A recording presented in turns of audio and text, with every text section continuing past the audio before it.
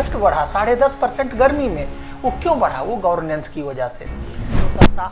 उनका जो दिमाग था वो हारा हुआ दिमाग था।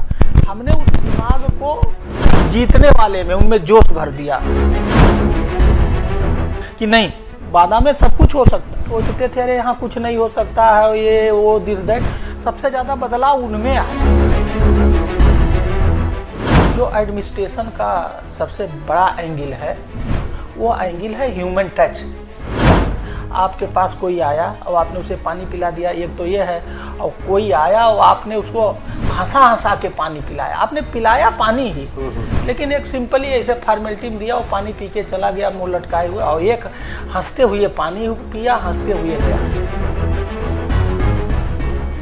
नमस्कार, आप देख रहे हैं पंजाब केसरी टीवी और हमारे साथ आज बातचीत करने के लिए एक ऐसी शख्सियत हैं जिनकी तारीफ प्रधानमंत्री नरेंद्र मोदी से लेकर राज्यपाल और मुख्यमंत्री भी करते हुए नहीं थकते हैं। जी, हमारे साथ बातचीत करने के लिए आईएएस हीरालाल जी हैं, जो एडीएम एनएचएम के पद पर हैं। सर, बहुत बहुत स्वागत है आपका।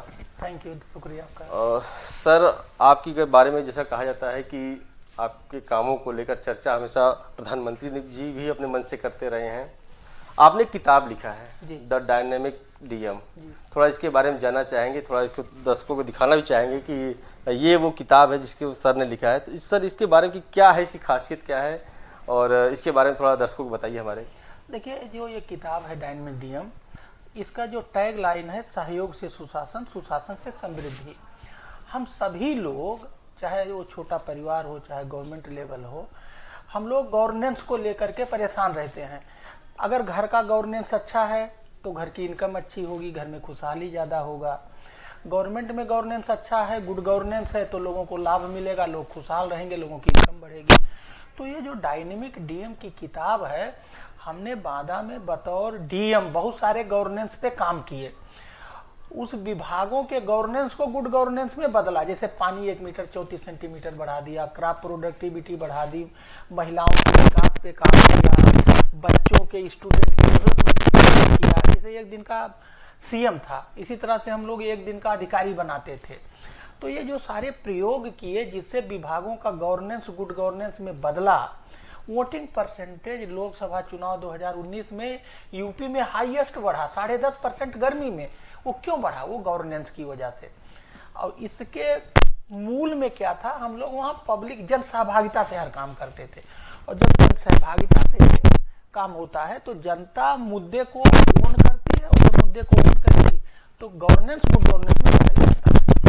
सर, आपने वहाँ पे काम किया, कहीं ना कहीं चीजों का काम से ये समझ में आया कि आप जीवन में जरूर किए।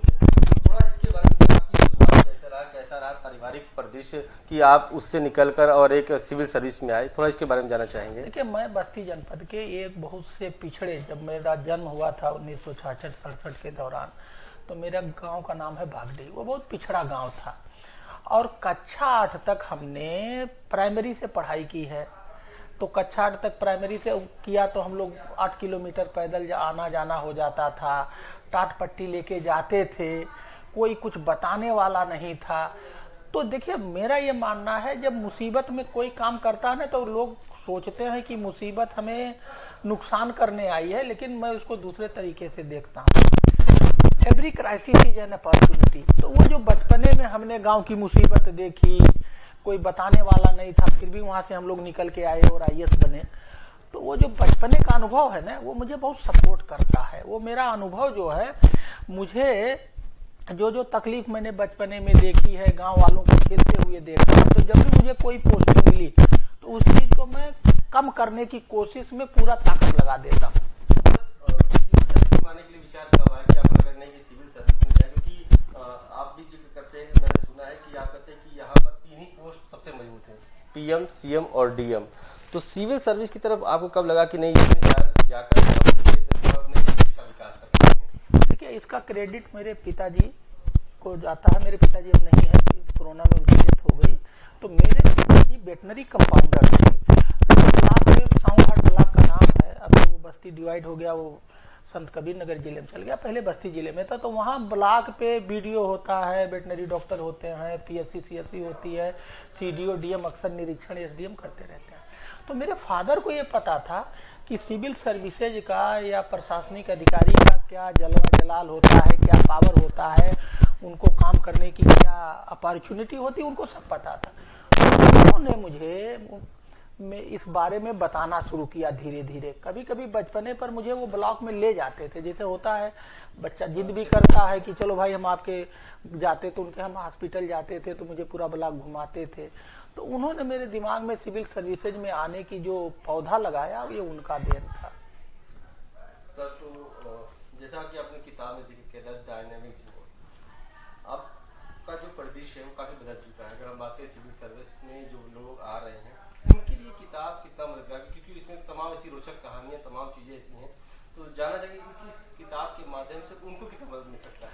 देखिए किताब में जैसे पानी की समस्या है तो ये कोई उत्तर प्रदेश इंडिया की समस्या नहीं, ग्लोबल समस्या है। हमने बिना कोई एक्स्ट्रा पैसा कहीं से मांगे या लिए कैसे हमने पानी की समस्या हल की। समस्या है और समाधान है। तो अगर मेरे किताब के इस चैप्टर को पढ़े तो उन्हें यही मदद मिलेगा कि कैसे पानी की समस्या को हल कर दो। स्टूडेंट हैं वो परेशान रहते हैं, मैं 4 तरह का प्रोग्राम चलाया स्टूडेंट के लिए। उनको कोचिंग वालों से उनकी मेंटरिंग कराई, उनको 1 दिन का अधिकारी बनाया और इस तरह से बहुत सारे प्रोग्राम किए। तो अब स्टूडेंट का विकास करना एक जिलाधिकारी या एक एडमिनिस्ट्रेटिव अफसर की नैतिक जिम्मेदारी है, लेकिन वो रूटीन में कोई कुछ करता नहीं। तो हमारे इस चैप्टर को पढ़ें तो उनको पता लगेगा महिला विकास, बिना महिलाओं के विकास के हमारा विकास अधूरा है। तो महिलाओं के विकास में हमने बहुत सारे प्रयोग किए। सेल्फ हेल्प ग्रुप के माध्यम से उनको हम लोगों ने कई जगह विजिट पे भेजा और उनके दिमाग को बदला, ठीक है, कि खेती ना करो, खेती व्यापार करो। तो इस किताब में जो भी कुछ है वो आम जन की समस्या का समाधान है और एक अधिकारी का काम ही है कि आम जन की समस्या का समाधान करो। तो अगर ये पढ़ेंगे तो उन्हें ये पता लग जाएगा कैसे होगा। और सबसे बड़ी बात यह है कि जो भी हमने काम किया उसमें हमने कहीं से कोई पैसा वैसा बाहर से नहीं मांगा, जो जिले में था उसी से मिला जुला करके मैनेज करके काम किया। ये सबसे बड़ी कमी है। सर आप कई प्रोजेक्टों पर काम कर चुके हैं और जैसा कि सुनने में आया कि अभी अभी आप मॉडर्न गांव को लेकर कई प्रोजेक्ट, तो मॉडर्न गांव को करने के लिए कहाँ से प्रेरणा मिली और किस तरीके से तैयार करते कि आखिर वो मॉडर्न गांव बने? देखिए जो मॉडल गांव का प्रोजेक्ट हम चला रहे हैं उसके ऑनरेरी मेंटर हैं। तो जब हम बादा में काम किए तो वहाँ 470 गांव थे और हर गांव का 1 मीटर 34 सेंटीमीटर पानी बढ़ गया, 18.5% क्रॉप प्रोडक्टिव बढ़ गई। हर गांव के लोगों का दिमाग बदल गया। पहले लोगों के गांव का दिमाग में ये था अरे हम तो बांदा में है, पिछड़ा जिला है, यहाँ कुछ नहीं हो सकता। उनका जो दिमाग था वो हारा हुआ दिमाग था। हमने उस दिमाग को जीतने वाले में उनमें जोश भर दिया कि नहीं, बादा में सब कुछ हो सकता। तो जो दिमाग परिवर्तन हुआ ये सबसे बड़ी मतलब हमारी उपलब्धि है, जो कि दिखाई नहीं देता। आपके दिमाग में क्या परिवर्तन हुआ इसको नापा नहीं जा सकता, लेकिन लोगों में जो जोश, हताशा को एक जोश में बदला और निराशा को आशा में बदला। लोग प्रयास करने लगे, आगे बढ़ने लगे।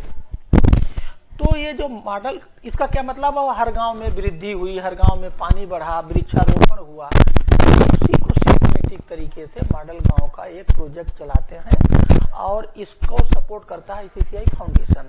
और एक मुनीष जी हैं जो नाबार्ड के रिटायर्ड CGM हैं, वो इसके प्रेसिडेंट हैं। एक इसकी छोटी है। चूंकि ये सारा इसमें जो एक्टिविटी है, काम है, एक्शन है, वो बादा के ही उसी काम पे है, तो इसलिए मैं इसका ऑनरेरी